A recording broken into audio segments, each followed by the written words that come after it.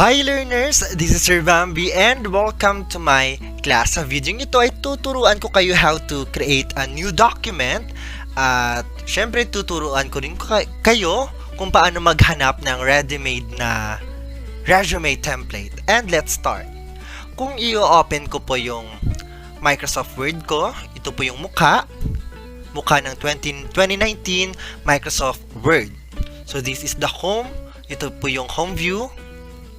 May blank document, may mga templates din po. At kapag pupunta tayo sa new na button, ito po may blank document. Yan. Lalabas po yung blank document.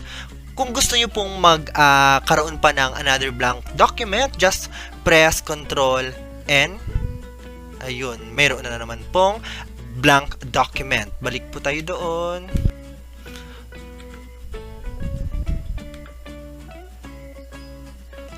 At dito po sa may new, you can search for a template. Marami pong templates ang ating Microsoft Word. Dito siya makikita sa ibaba.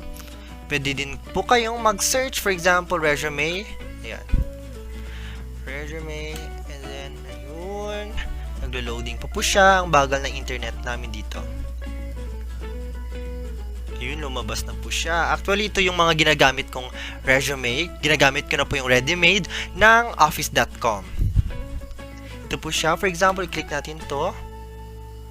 All you need to do is to click the create and please wait.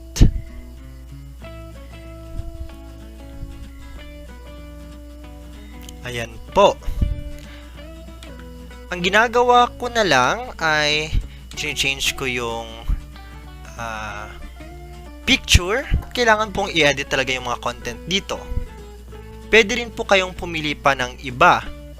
Just click the file, click the new, and then search resume. Ang dami-dami pong pagpipiliang templates. Pumili lamang kayo ng gusto ninyong template.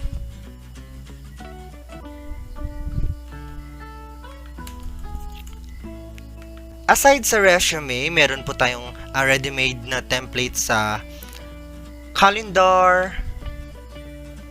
Ano pa ba? Ito po, yung mga restaurant brochure, education brochure, at marami pang iba. Kailangan lang po na may internet kayo para ma-access nyo itong mga ready-made templates.